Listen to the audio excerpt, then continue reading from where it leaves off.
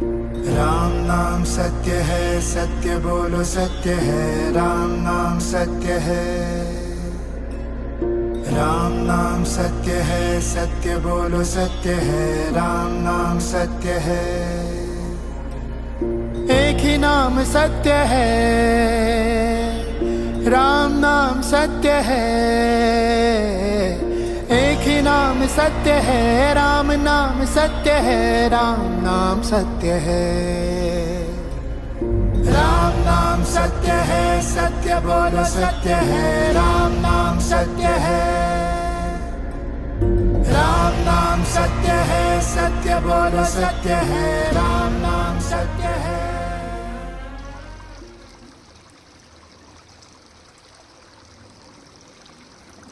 In the Hindu culture, whenever a body or the soul, so-called, moves on, and takes its focus and attention from beyond the body or the personality and the person that it's playing as, and the body is taken to the crematorium grounds, there's only one chant that is chanted. That goes, Ram Naam Satya Hai.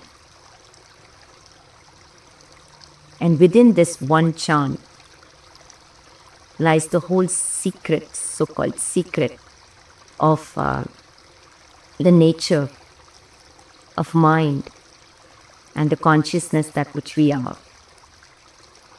And that's why in the ancient, what we now call as Hindu, but even before that, was a powerful thing about transmitting or sharing what we call as bija mantras or pure sounds. Because at the level of sound, even before any meaning making or any meaning is given to it, right? Because all meaning is only pointing to the means that is making it. So, Lakota was just this pure sound. And it's a sheer delight to connect with sound, because whatever we connect with, we are not connecting with, we are connecting as, is. Because that's the nature of consciousness. There's nothing that is outside or apart as consciousness.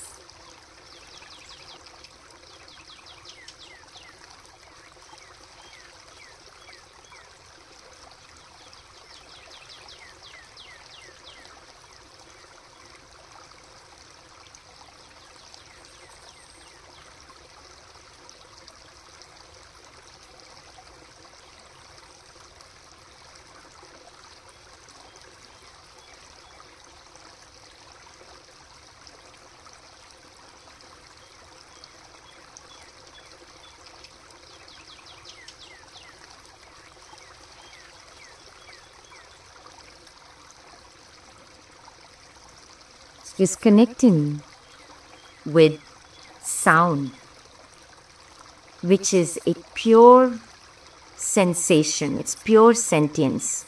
It's simply the subtlest ritual as energy. Look at energy as the body, manifest body, mind. Is consciousness being. It's connecting as that. Okay? So the chants or the sounds that were given were an opportunity to directly sense and experience that which is, that which we are. And then of course each mind uniquely experiences, translates that as the joy of being. So Ram Naam Satya Hai is that statement that points to the sound of Ra.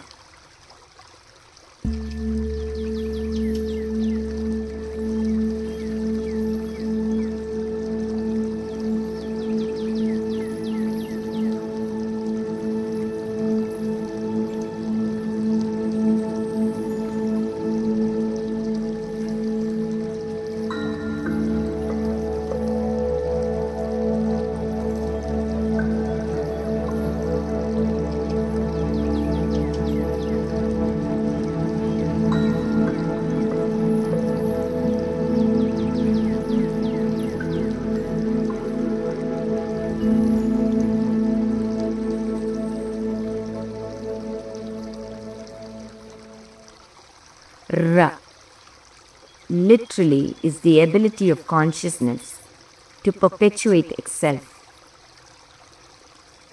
Ra. Because consciousness is simply what one may say, the blip of arising, an appearance. An ability to experience itself as linearity needs to connect the dots. That literally is a siddhi.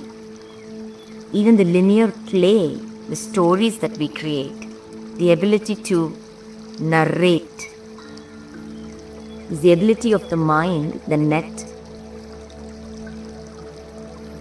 to appear as if it is interwoven, intertwined. So when these resonances arise, it's like it connects. And that creates the story.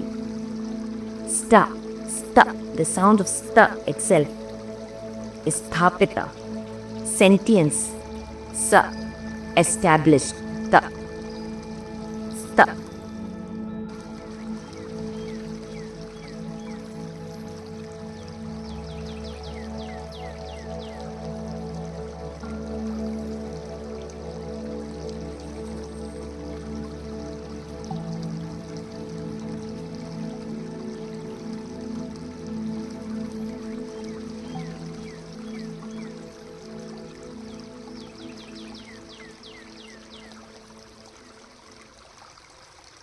That is why the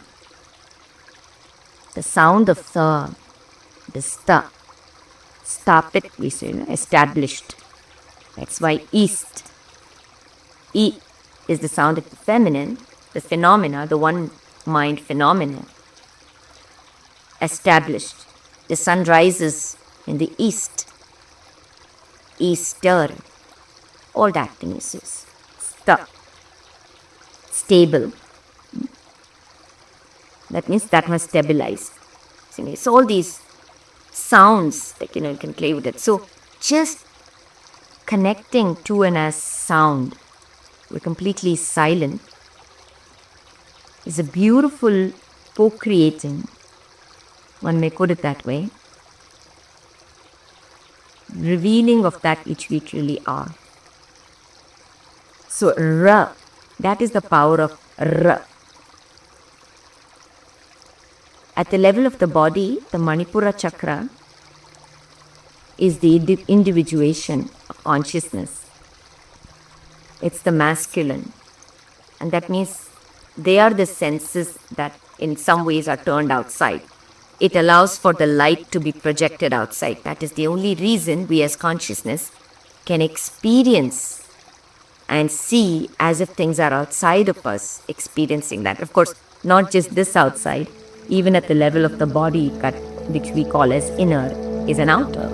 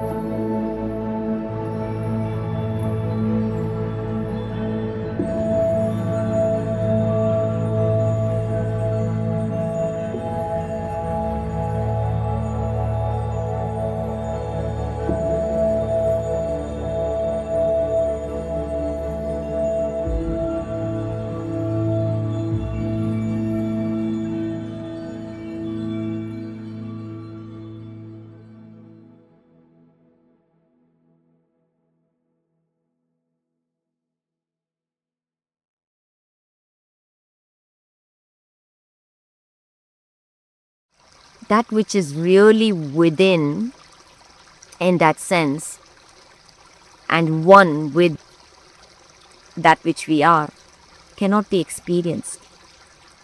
There needs to be two in order to experience anything. So Ra is the sound and the power of that. The ability to be and live, to perceive what we call as light. So Ram is literally the sound of that. Is the sound of tasting, being, me. When we say that's the sound, that's why the mother, the mind, it's the absolute sensing of the I amness. That all is me. And that's why Ram, when we say Ram or Ra, that's actually the sound of Ra itself. It's just the way that you play with it. It's like if you say Ram, you're literally owning that and standing as I am that which perpetuates whatever that you want to say, self, reality, experience, the world. It's absolute coming. That's why the Manipura Chakra, the sound of that is Ra, Ram, Ram, he says.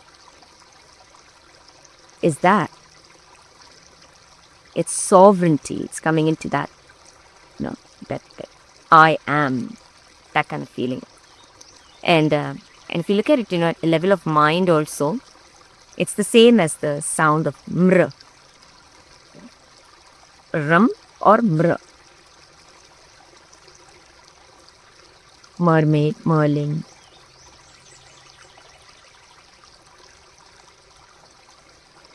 As the R and the M, they're one and the same. So the experience that consciousness is having. That's where the word mortal comes from. Mritala. Mritala. Tala literally means the baseline, the foundation. Mr. As the mind, the resonance, so where it is. That's where the remembrance of Amrita, the before that, it is immortal.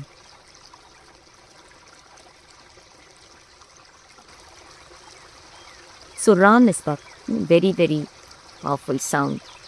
So the chant itself, and because we are consciousness, the ability for us to sense something, and this is like a foundational thing when it comes to consciousness. And this is truly something that can be the ground upon which, if you're exploring the nature of mind and playing, it's truly just one sentence that I am, all is consciousness. That's the crux of Yatha Pinde Katha Brahmande. If there is at any level, there is no separation or nothing that is truly outside of us, even if at the sensory level we experience it as so. So if your consciousness, when the door is eternally open, because we are the mind, that is the door, that conditionally shuts itself or opens itself. And that's part of the play as well. Because we limit ourselves, the soul or the source or consciousness, whatever names you want to give it. We conditionally limit ourselves, because without limiting ourselves, appearing to shrink down at a particular resonance, which is the resistance, we can't play the game. We can't experience ourselves in different ways.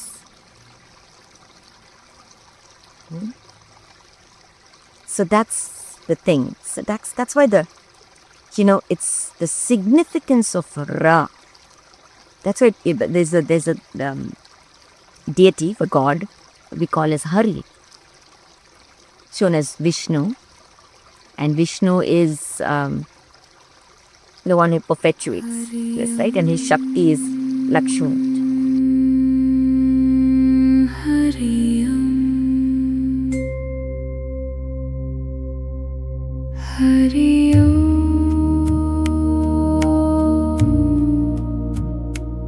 Hari Om.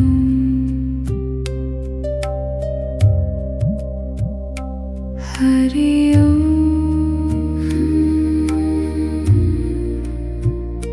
Hari Om.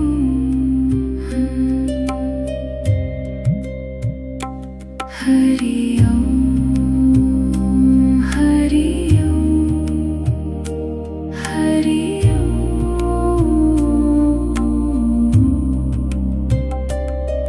Hari Om. Hari Om. Hari Om.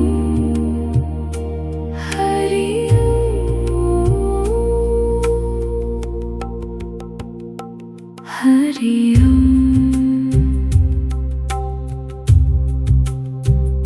Hari Om.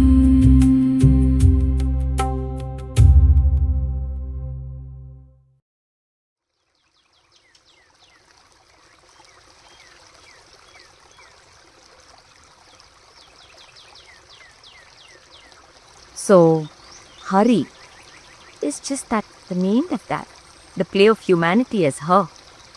Her is the sound of aspiration, inspiration. That is the innate nature of that which is consciousness as manifest.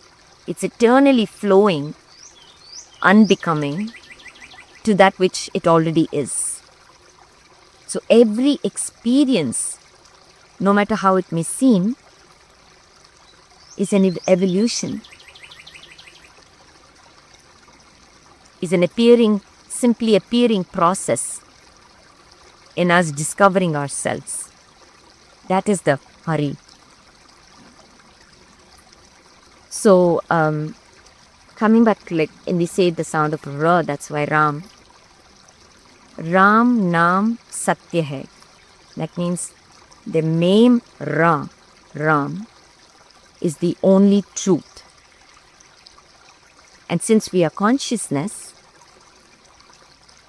just to sit with this statement itself would reveal the true nature of that which is appearing to happen. And that's why in the Indic culture, when somebody would pass on, it was a celebration. Even amidst the grief that naturally the heart may feel of a body, moving on, and the play at the level of matter, so-called, being over. It was a celebration of consciousness coming into form and dancing as a resonance. So Ra is a resonance. It is a vibration that we are experiencing ourselves as. So Ram, Naam Satya Hai points to a profound truth. The truth being that there is no experience or expressible reality to that which we truly are as consciousness.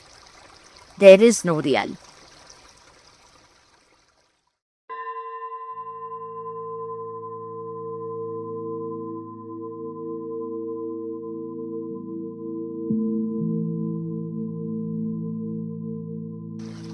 Again, reality can only be experienced, the isness of reality, the R-ness of reality is the Ra. Our ability to be and experience anything is the Ra. So there's, and this is very key, because when primarily, especially if you are an explorer and you're playing as this, because this is coming up because this, I think, was simmering in the field, an often question Because what looks like seeking, and what's the difference between playing? See, the outer senses really see very little. Because certain things can look the same, but it's not the same. The experience of it is determined by the identity and the state of being, the dimension from which any action or any doing arises. That is the key. What looks like seeking is not seeking when it's consciousness playing, and it's consciously playing as consciousness, versus the same thing looks like seeking when the identity is looking. And this is both play because it's only consciousness. So Tambi was asking, and like, what are you seeking? What are you seeking? Not really seeking anything, because the innate definition, of course, we need to look at that, right? So it's like the innate definition of seeking is that there is something outside of me that I can attain, I can get, I can experience. And that will mean I am complete, I am fulfilled, I am whole, I am worthy. All of that. And that's a complete different experience. The actions may look the same, but the experience is completely different. When you come from fulfillment itself, completion itself, versus when we come from the identity that stands as the separate self. Now, all of this is, of course, play, because at the level of consciousness, it doesn't matter. Experience actually ultimately is simply the illusion and the play of mind. It doesn't matter what the experience is. When we come from as consciousness, every experience is actually ultimately equanimous. And that's paradox. At the relative level, which is not primary, which is secondary, at the relative level, we are here to play the game. So it's not a very, what one may say, detached, kind of like a disempowered thing, or this is what it is. It's not that, because that's how many times even surrender is looked at. Surrender is that the passion in the paradox of absolutely allowing everything to be in the way that it might appear to be. And at the same time, being and standing as the highest resonance, that which is in any given moment. That is the nature of reality. Every stream of consciousness, that which we are, that which is uniquely experiencing itself as nature. Consciousness has no nature. We cannot experience. The word nature itself points to that. It's the baseline net from which it's establishing itself as a particular resonance. At the level of that which we are, all of this that is one nature. That we are engaging with our own self at this level. There's nothing outside of us at the level of that which we are as awareness.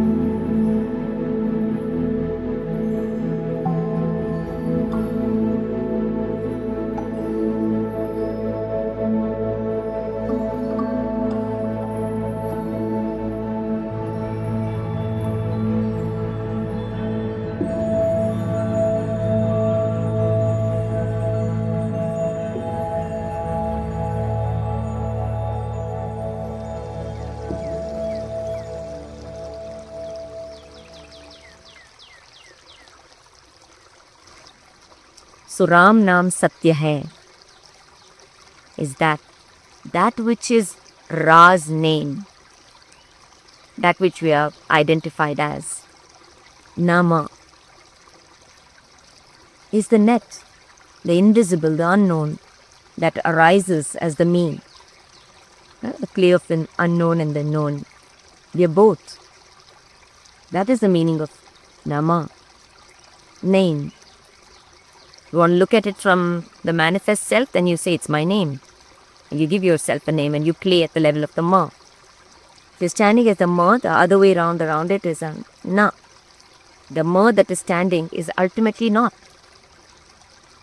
So Ram Naam, that which you're resonating as, is your name. And that is what the meaning of Ram is. And when consciousness is playing, so every state of consciousness, a state of mind, is a context. And within that context, those rules apply. That makes sense, because that's the sensory level to which consciousness is perceiving itself. So when we are in Kali Yuga and Dwapar Yuga, and we are experiencing ourselves at the level of only 5 senses, and the 5 senses pretty much is what they call as outward sensing. So it's like all facing outwards. Naturally, we are so identified with our reality being at the level of form. And I mean that as the form even as outer, like this, outside the physical body. But I also mean the form as the emotions and the thoughts. All of that. That's all. Everything is outer. Mind is an so-called outer projection of consciousness, so that it can see itself and adore itself in the mirror in different ways. That's what it is. We're simply adoring ourselves. We're simply exploring ourselves. So,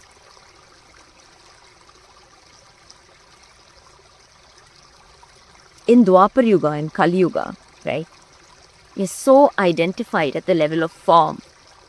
So, speaking of energy, speaking of consciousness at the level of words cannot be sensed.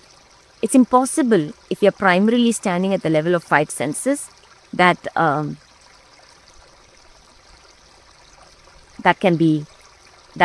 of language translates or can be understood, because it's not relevant for us at that time. We are very busy playing as Kali Yuga and Dwapar Yuga. We are naturally dancing at that level.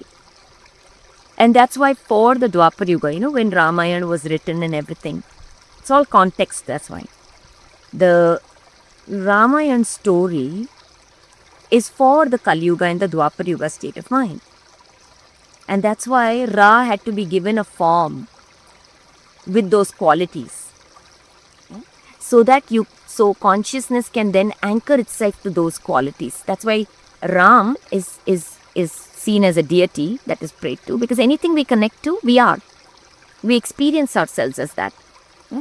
So resonance is just that. That's all mind is. Consciousness. It's an essence. It's a sensing capability. How you relate with something. That's what you resonate with. That's why the environments that we spend our time in, especially early on in our journey, really matters. Really matters. Early on. Till, of course, you stabilize as the awakened self that you are, right? And speaking at the linear level, of course. It's very important. Because what are you resonating to, you are resonating as. There is no gap. There is no gap. We are simply living the truth that which we are resonating as. So, Ram is called as Maryada Purushottam. So, certain morals were given as a guideline. Because we are 5 senses, they are looking outwards. And so that you can live as Ram, do as what Ram does, kind of stuff. And the whole Ramayana is a story of that. It's basically simply archetypes that we are, right? We are the Ravan. So it's looking at those aspects within us, which is like the Ravan, one may say. Although Ravana was not being given the complete picture of the powerful essence of Ravan fully. and the role, the significance of the role of Ravan for the story to take place, right? So we are Ravan, we are Sita, we are Hanuman, we are everybody. We are everybody. The story resides within the psyche itself. So the Dwapar Kali Yuga and Dwapar Yuga state of mind, it's the ability, that's why stories can be so powerful when we are identified as a story, right? In the living of a story. Because that's how Ra connects dots, plays story. That's the hero's journey or the heroine's journey, one is. Again, Hari, word Hara is that story. So, when we're looking outside, that's why outer guidelines, outer things. But right now, we are in an awakened world. So the outer guidelines, outer all of that will not work anymore.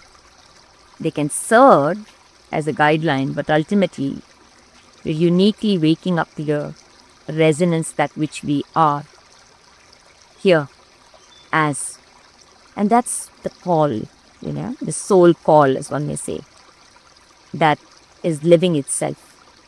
So the soul that which we are, consciousness that which we are, that was primarily playing at the level of the five senses. It's identified as the personality only at the level of the body, and it gets conditioned, like thinking of the outer world, like it dips itself in the environment, right? Forgetting what it is so that it can only be identified and take in whatever the environment holds. And then the process of the soul, so-called awakening, so that you awaken this, like, again, still linear, still putting it in a linear form.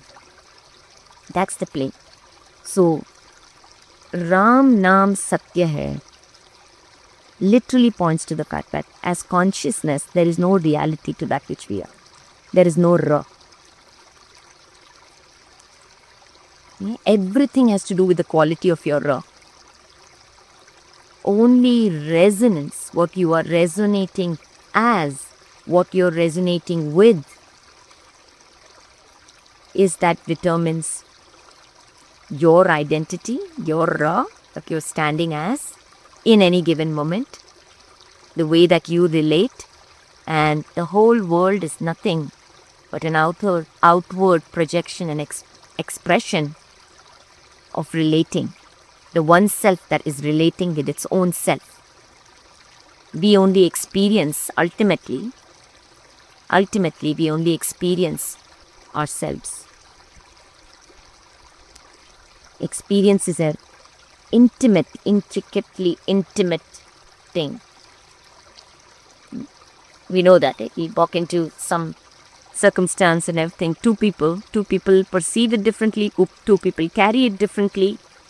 Two people remember their past in a different way. That's the illusion of the play. So Ram Naam Satya Hai. Sat, to look at the word Sat also, is nothing but sentience, where it's at. Soul, where it's at. At.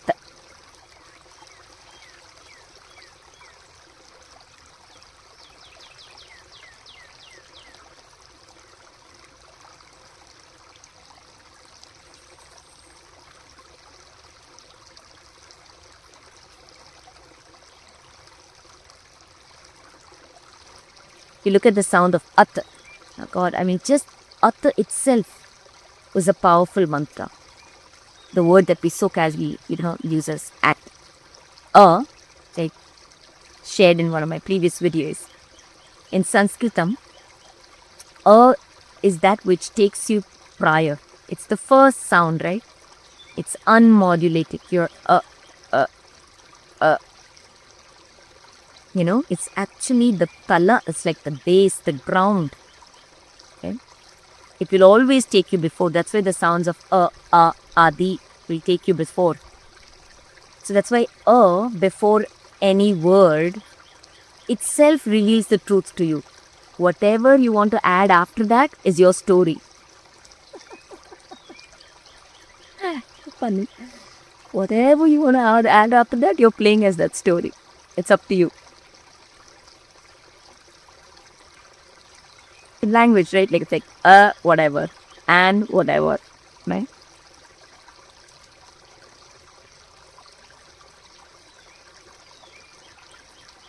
Tanjali Sutras, that's why. Atha, Atha, Anushasanam. Atha. Within the first word itself, we have given ourselves the clue. Atha. That is the now. That is the knowing. That cannot be defined. So that's the power of mantra and sound, and silence. When we sit with it, it reveals to us everything. There's nowhere to go, nothing to do. Everything is within, so-called within. It's an isness. So atha, so sat, the word sat itself, that's why it was given such importance. Satsang we say sat is to be in the company of truth. The truth that cannot be expressed. Because any truth that is expressed is a resonance. It's an individuation. It's at the level of mind. So sentience is the sa. The sa sound itself is the Ushmana. In Sanskrit, it's the Ushmana. The sa, the sha, the sha. These are sounds. Usha means literally the neutral awareness that rises as the dawn. Isha means dawn. Ushamana. It's the dawning of awareness. That's the power of the sound sa. You know, in even in names and even in anything, when you add sa to it, it enhances it. It gives it more awareness. That is the power of the sound sa. And of course, sa, as we know, is like the sapient, serpent, seraphim, Sephora, scepter, super, supra. All these are sounds of literally the sentience that is the which in the Indian culture, in the Sanatana Dharma, and the ancient Tantric Christians and all, was the sound for the serpent. Literally. That is the spiral, the Sophia. It is the feminine. It is living as the phenomena itself. And this is at the celestial ancestry level. It is what we are. We come from that lineage. I mean, that's not even the right way to put it. We are that lineage within us. It's within ourselves. So they're pure sentience. So consciousness as pure sentience as mind is playing as this. So that's why our what we call as humanity and what we are identified as is so much more. We've hardly scratched the surface of that which we are. We are unnameable Siddhi. Again, Siddhi is just that. The name Siddhi came from serpent lineage, which is Sa, the sentience, that which we are, as the E, the feminine, Dhi, Dhimahi, established. We are already every Siddhi that can be imagined. It's the oversoul, it's the soul that is uniquely playing itself. And each one of us have come to experience unique siddhis in our own way, whatever our heart moves towards and calls towards. It already is. Just the fact that we are in this body and we can feel and eat and taste is a siddhi. There's nothing outside a siddhi. Most of the time we look at siddhis and it's defined as something that is, super outside of us. Everything is miracula. The word miracle itself is the Ra. Me, Ra, Kala. I am the resonance that determines time.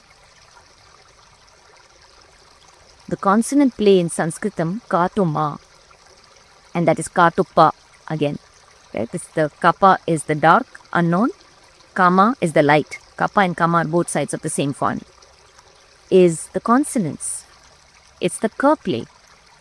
That is where we play as time. Before that, it's the vowels. Yeah.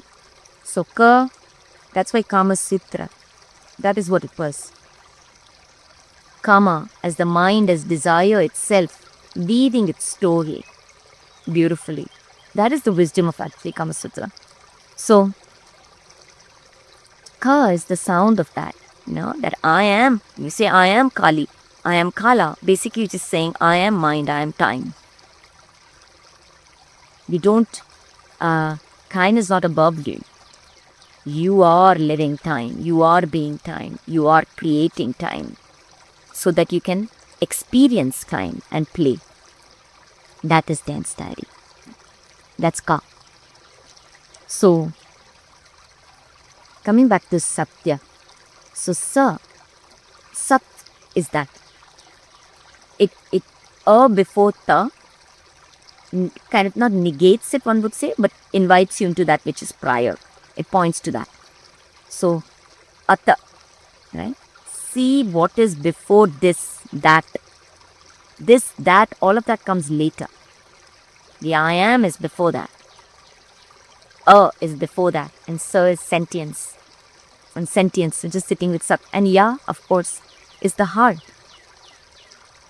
This experience that we are having as Satya, as truth, is we are the one heart that is living as that.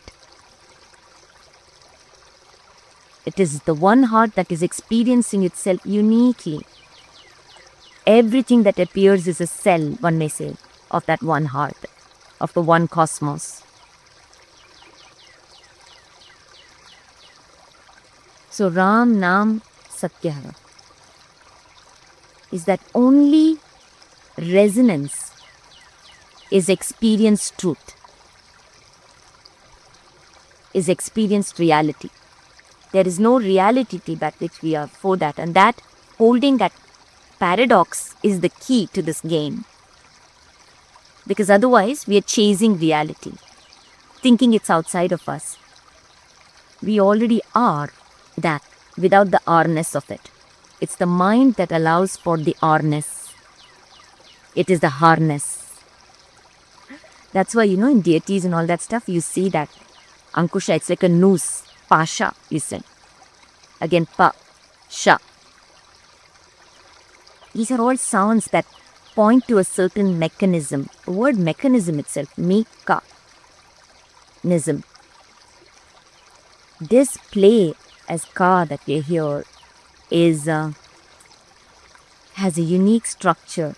This playground has certain so-called rules within it. We are creating that rule. We are resonating to that rule so that we can experience this play. It's all within.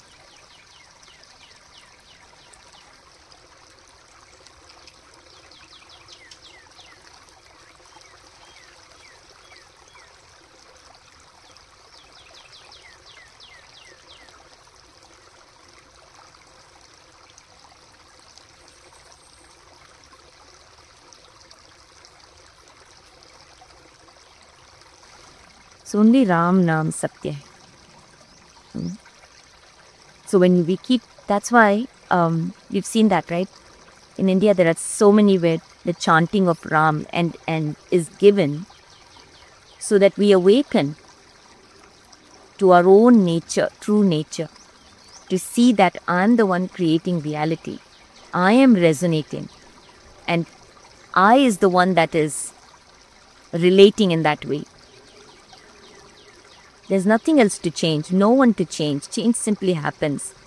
And if the doer or the identity is still there as the I, then the only one to change is the self. Nothing appears from outside as if independent. The peace, the love, whatever we want to call it. Everything is a way of being and seeing. The way that I is resonating. So this awakens us to the power of Ra. That's why in Egypt and you see it across cultures, it's the same thing. It's just translated in a different way for that time and that time of consciousness. The language that there was, the culture that there was, the way that people were relating and the understanding. That's how the knowledge came through. It's the same sound. If you want to look at, because every sound is consciousness. It's sentient. There's nothing that is not sentient. Everything is sentient. It's only our ability and our awareness to be able to connect to and with it and as it. And so we say the I is always the aware power. The aware level of the I determines its experience. What seems dead to something is alive for the aware mind. All is consciousness, whereas there's nothing dead or alive. So Ram Naam Satya Hai was like. So that's the remembrance. When you take a body to the crematorium, it was like Ram Naam Satya Hai. That there was this drop, this ripple, this resonance, that consciousness that I am played as and now has moved on. And that was a celebration because the game is over in that sense. And a higher game is being played. And that's why in Dwapar Yuga, Kali Yuga, the way that you resonate with something, ideas were given. Because, for example, Ganga Jal, when the body is about to die, Ganga Jal is given. Because water has a subtle quality. When we are identified at the level of the five senses, what we connect with that is fluid awakens us to that which we truly are. And to put it more accurately, it's not that it awakens us. Consciousness meets itself. Right? So we, when we try to connect with water, we have to become fluid to sense it. And what is experienced as consciousness is fluidness. The water is not apart from that I that is experiencing water. So that's why we say that don't give power to something outside of yourself. That is the Kali Yuga and Dwapar Yuga play.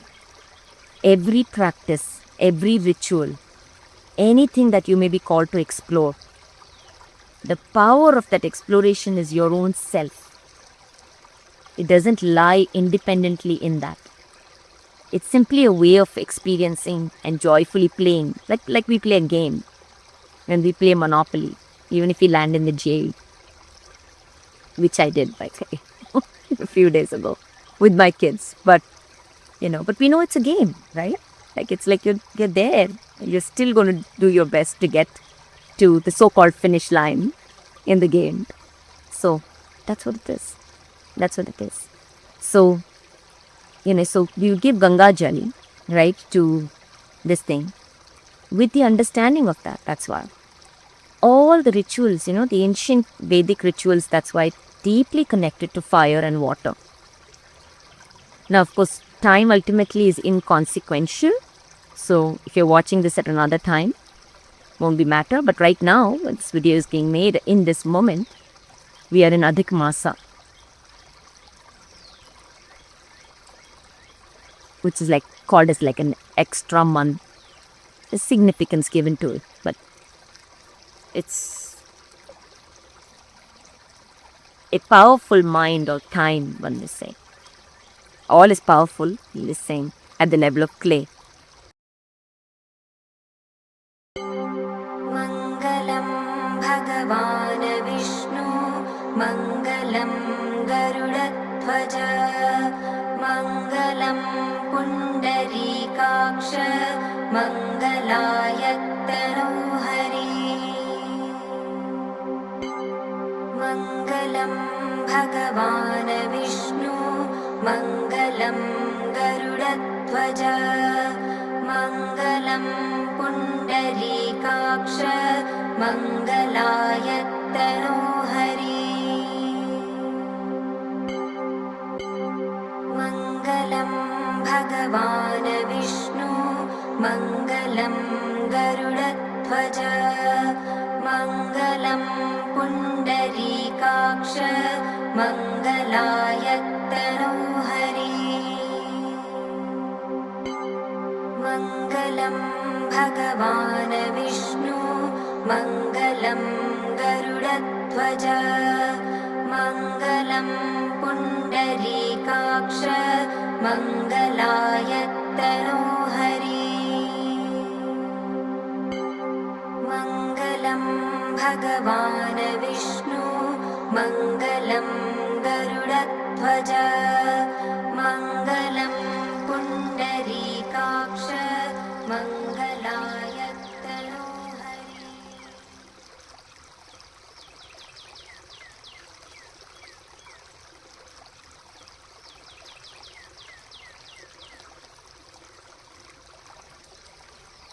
So all rituals, so ancient consciousness is not linearly in one sense, although it's experienced like that, like long back, it's not. Ancient consciousness is simply feminine consciousness. It's intuitive knowingness. Knowing the timeless nature of mind, even while playing as time. That is knowing that everything is phenomena.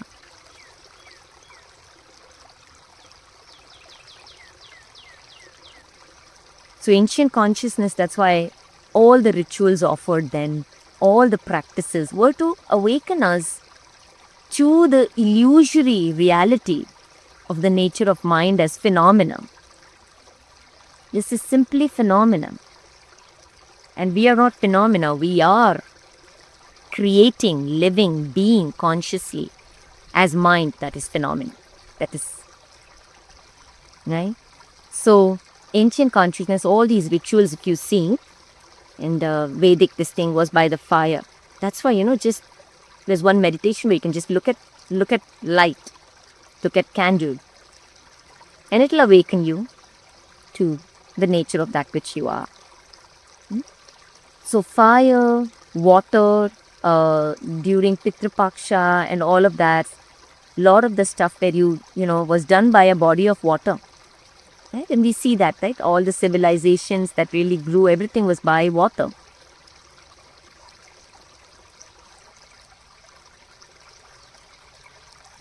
That's the elemental plane. That's the elevated mind play. And you really realize that all is a dance of gunas. All is a dance of elements.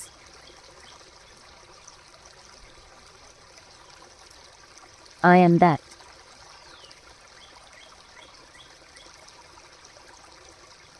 That's why the name Indra. Indriya means senses. When you awaken as Indra or Indrani, you put a feminine name to it. It is in the Ra. You awaken as Ra itself, as the living light. This is the phase, linearly speaking, of the peak of Uttarayana, where we are right now. Closing to June and summer solstice. Ra energy is the highest and allows, if you're playing at the inner and outer level, right? The sun is rising. It's like at the noon, the sun is on top. It's that phase. So powerful time to connect with ourselves at the level of Ra. That's the masculine senses. Yeah? The feminine is the subtle, but in order to establish yourself and play as a living world, manifest world, that's where our masculine senses need to be conscious to bring that into reality. Because that's the world we are experiencing. So we are that. We are that. We are that power. PU'RA. So Ram Naam Satya Hai is that. That only that which I relate to and resonate with is true for me, will be true for me. Because truth does not experientially lie outside of that which I am as manifest consciousness, that is mind. And this allows us to truly be very aware as we walk through our world. What beliefs, what ideas am I resonating with and as? When we are not conscious, and that's part of the play. we take on all these ideas and beliefs of the world to be true. And this is the idea to kind of really allow for all that to be, and to sense what am I before I pick up any ideas or beliefs or any stories. Before I pick up anything that ultimately appears as a me, because the me is only a set of ideas. What am I before that? What am I prior to that? That's the invitation. And that can then allow us, because we're here to play, consciously be, consciously relate, and consciously live the unique resonance that we are as soul, as source, as sarasa, that is flowing.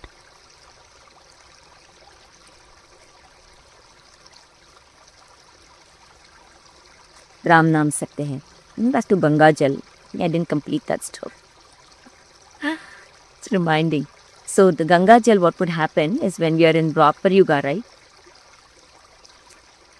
That's why very important that when certain ideas are given, it's given with a sense, not as dogma, but more so with a sense that, so that consciousness, even at the level of stories, remembers who it is.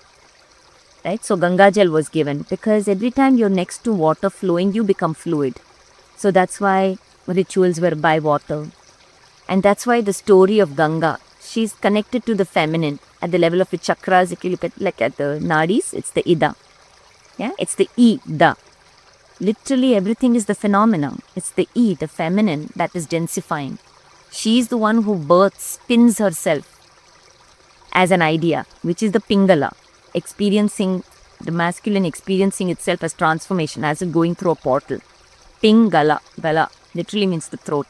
All this is connected, whether you look at it at the level of sound as in English, or whether you look at it as Sanskritam, or you look at it as any other language. At the level of sound, you'll see all languages, the essence of every language gets revealed to you. Because it's simply phonetics. Pa is the pana, it's the hood. Yeah, so it's the empty mind. So that's what it is. So anyway, so coming back to Ganga Jal, she's the ida, right? She's the fluid. So it's a connect to Ganga. And so what happens is you go to Ganga, and that's why the belief, right? You take a dip in Ganga, which actually you can take a dip in any water. It's your sacredness and relationship to the water, to any river, is equally sacred. But in India, of course, Ganga was there. So the story was given that Ganga is the one. And that's why Shiva, holds the feminine moon, the Soma, and the Ganga on top of his head, because there is no form for Shiva as awareness without the feminine, without phenomenon. So that's the significance to all of that, symbolic significance to all of that. So Ganga, the minute you have a sip of Ganga, water, before you die, all your so-called sins are washed away, or whatever that you have not been able to complete will be completed for you. All these stories were given. And why is that? Because when in Dwapar Yuga, we are so identified with all these ideas of what is good, what is right, then the mind carries so many regrets looking at the past. Oh, I made this mistake. I shouldn't have done that. Regrets things and things like that. That is the illusion of living as the past and the future. That's the Dwapar Yuga state of mind.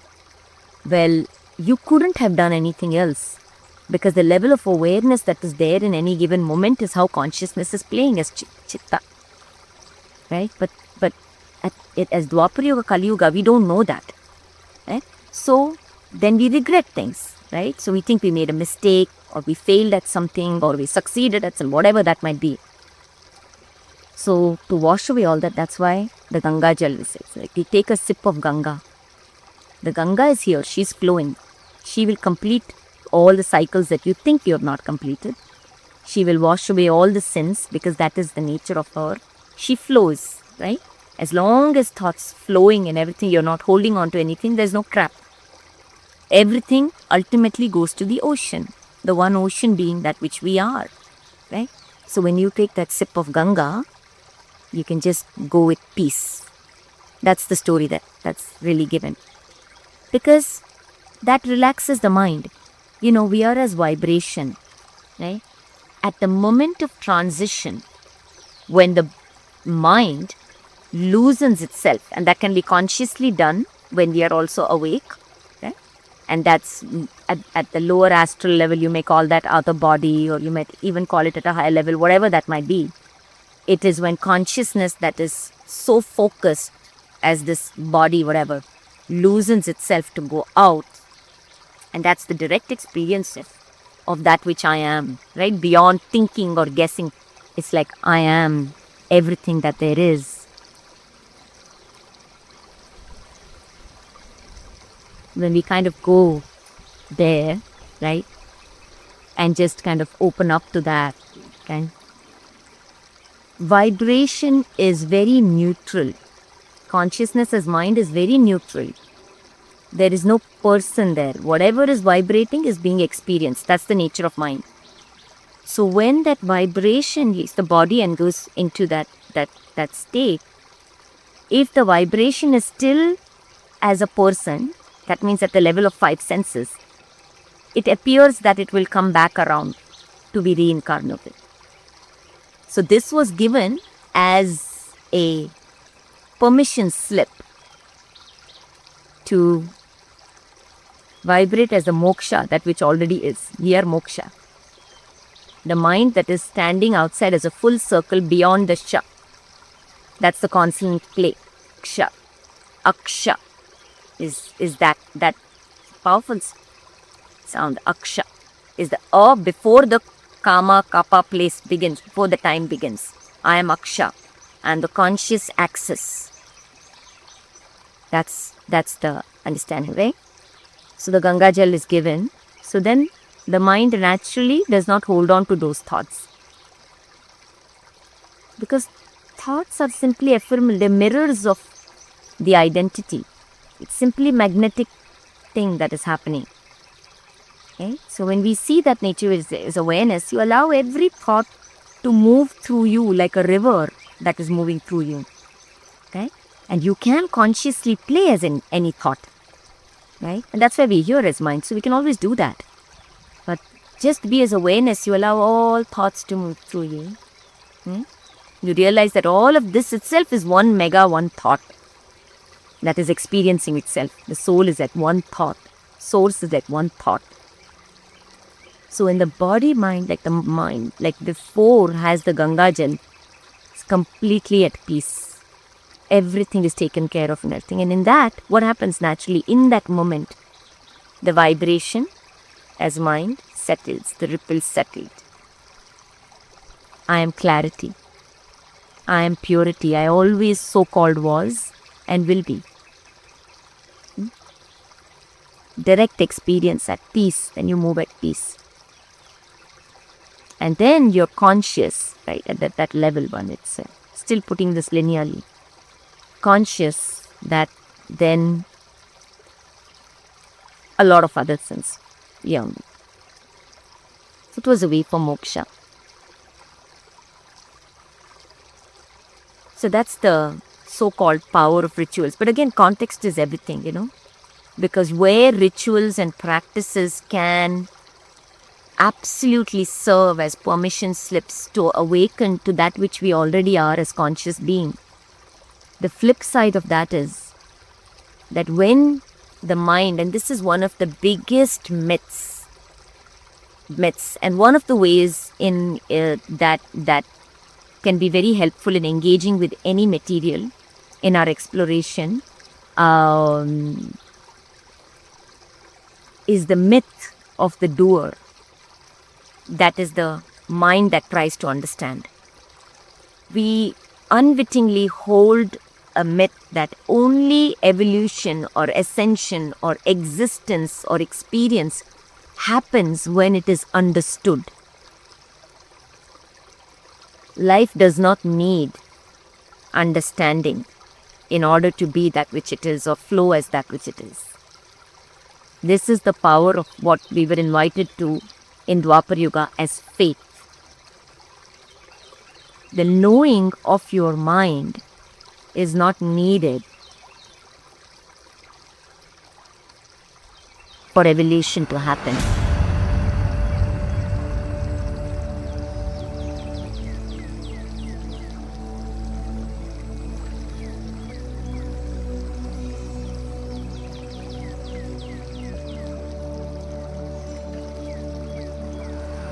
करम जिसे पुकारे वो पहुँचे गंगा किनारे, न कर मैली तो गंगा, तन धोए मन तो गंदा। पलट के फिर नानी बोली बात और बहता पानी, न कर मैली तो गंगा, तन धोए मन तो गंदा।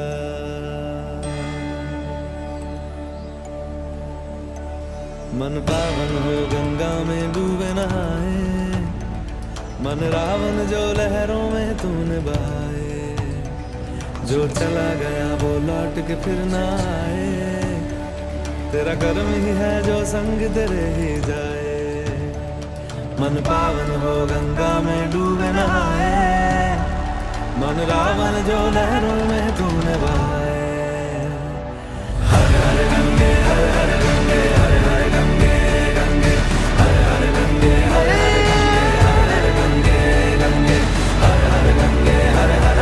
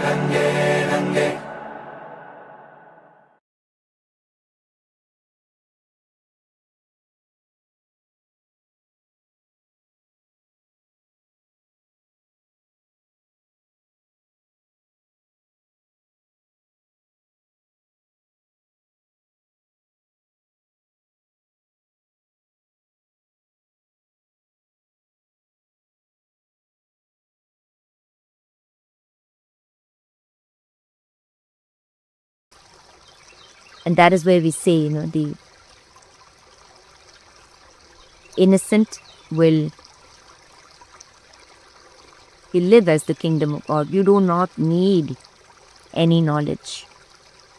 Do not need anything. Just unknowing faith itself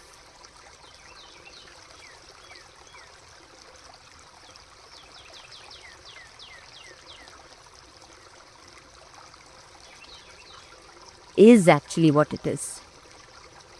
All the knowledge or the knowing that we eventually is clutter. At a higher level, at that context, that which releases us is the same thing that can bind us. So that's why we see many times, that we hear that, oh, I've been doing yoga for so long, because you think, and I still find myself there. This was a recent conversation. 30 years of my life, I've been a Hatha yoga teacher, and I've been doing yoga, and I still find myself caught in emotions, and still find myself caught in the same problems, the fears of the world. When we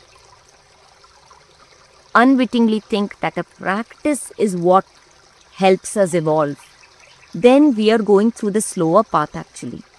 It's the ladder path, it's the linear path that's of the spine. I do this, then I grow. Then I do this, then I grow, which is fine. That's one way to play it. But consciousness is non-linear.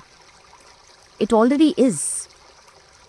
Every practice allows us, whether it's one practice, one sitting of meditation, or whether you've had 10,000 sittings of meditation, they're all the same. They're all the same.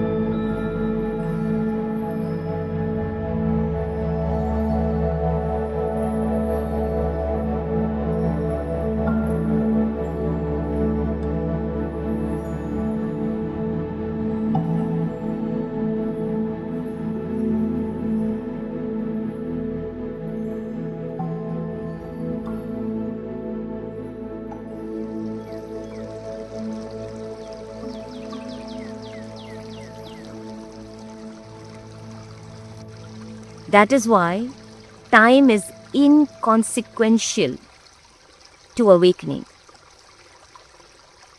Awareness, that which we already are. That is simply relevant for the Kali Yuga, Dwapar Yuga state of mind. It's simply how soul is playing. Wherever you are is great. But if you find yourself here, listening to this, take time and mind, that means all states of mind and all experiences as time, out of, be untethered to it. You do not require time. You already are. That is the R that is beyond linear time resonance. That's the hero's journey, where in the chakras, it can be experienced as that.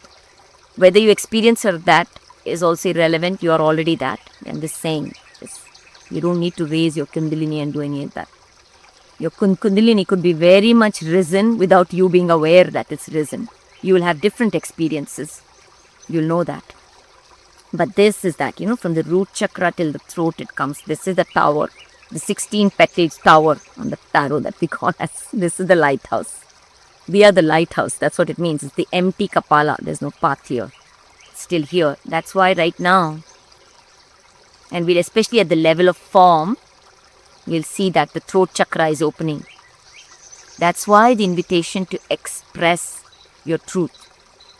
It's just your own journey, not doing it for anybody else. The world is an illusion outside in that context.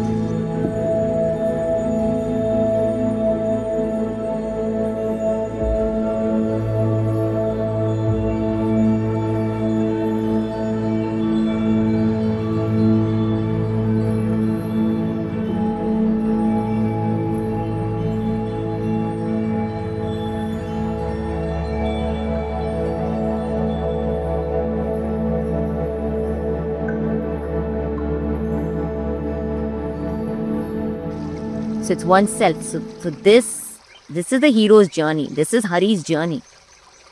The heroine's journey. From the root where the energy rises. This is the ladder step. Awakening of all these chakras. When these all kind of come, the throat opens up. Hum. Ha. You awaken as humanity itself. As the aspiring conscious energy and mind itself. When you awaken to your truth. This is the true way. Thorough way. Right? The throat opens. That's why to express whatever there is there within you. Yeah? Without kind of holding any judgment towards that. You just express your story. You express whatever that is, your joy or your pain, whatever that is, because consciousness doesn't see them as different. So you experience that, and this opens up this. So this is a major granthi. In yoga is when like the root, the belly. Right? The root is the anchor of identity. Ra awakens you to your individuated consciousness. Throat is the big. Beyond the throat, there is no identity. That is the Kali, the end of time. Now I play as time. That's conscious choice. Time doesn't play me. That's the difference.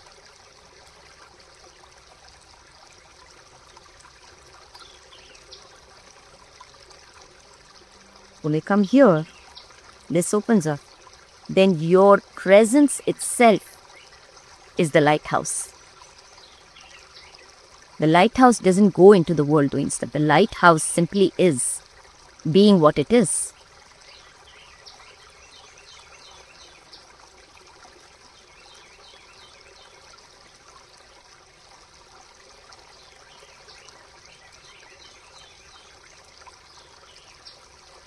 Naam Satya Hai.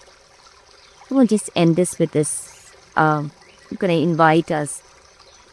All of this is wonderful at the level of information. Whatever resonates here, that's all matters. Don't worry about anything else. Again, right? Because the biggest myth is that I need to understand because it's only then I will evolve. That's not true. You already are. You don't need to understand anything. In fact, understanding is a very limited way. When you're conscious, it's a fun way to explore.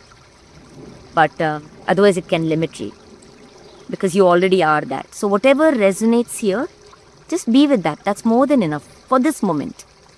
Later, tomorrow, somewhere else, or through this, wherever, something else will resonate. And that's relevant for that time. That's why no concepts. Do not hold any concepts or any ideas to be true or false or anything. Allow everything to arise in the moment. Play with it. Allow it to dissolve.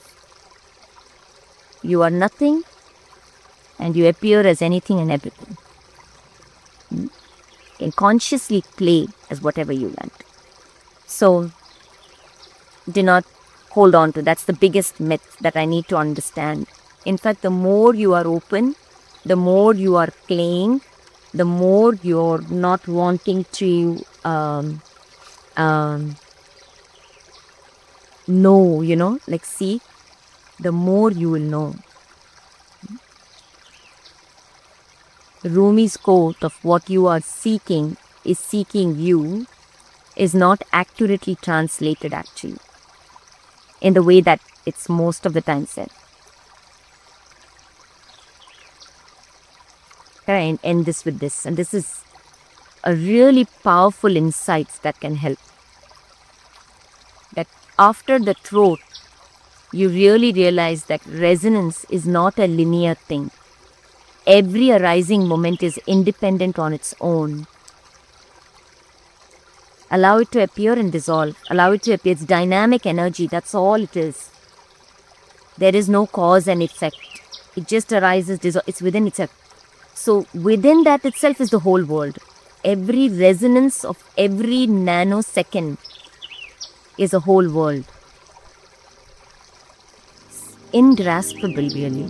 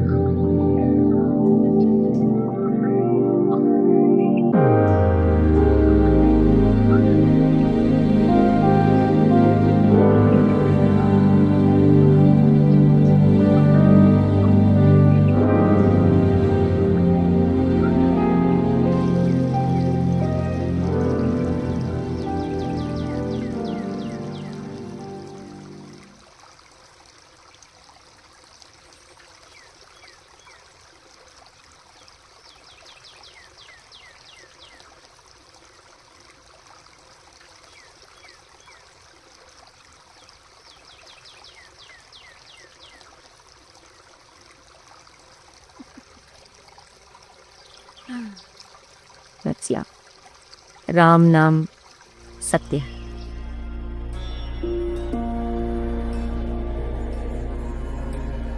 Ram नाम सत्य है, सत्य बोलो सत्य है। राम नाम सत्य है।